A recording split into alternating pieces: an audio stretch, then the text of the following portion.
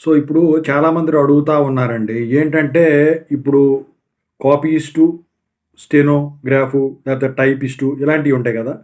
So, రెండిటికి గనక రాసున్నట్టయితే, రెండిటికి ఈ డాక్యుమెంట్ వెరిఫికేషన్ సెపరేట్‌గా కండక్ట్ చేస్తారా? రెండిటికి కలిపి ఒకటే కండక్ట్ చేస్తారా? అని జెప్పేసి అడుగుతా ఉన్నారండి. దాని గురించి చెప్పబోయే ముందు, ఆఫీస్ సబార్డినేట్ సంబంధించిన డాక్యుమెంట్ వెరిఫికేషన్ డేట్స్ అనేవి అందుట్లో ఇచ్చేసాడు. అయితే 19థ్ జనవరి 2026 నుంచి 23 జనవరి 2026 వరకండి అది.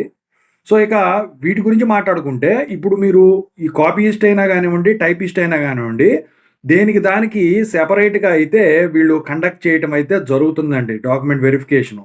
అయితే ఇక్కడ మీరు ఒకటి గమనించాలి. అందుట్లో ఇప్పుడు రెండిటికి రాశారనుకోండి, ఏదన్నా ఒకటి వదులుకుందాము అనుకుంటే, ఫర్ ఎగ్జాంపుల్ మల్టిపుల్ రాసిన వాళ్ళున్నారు.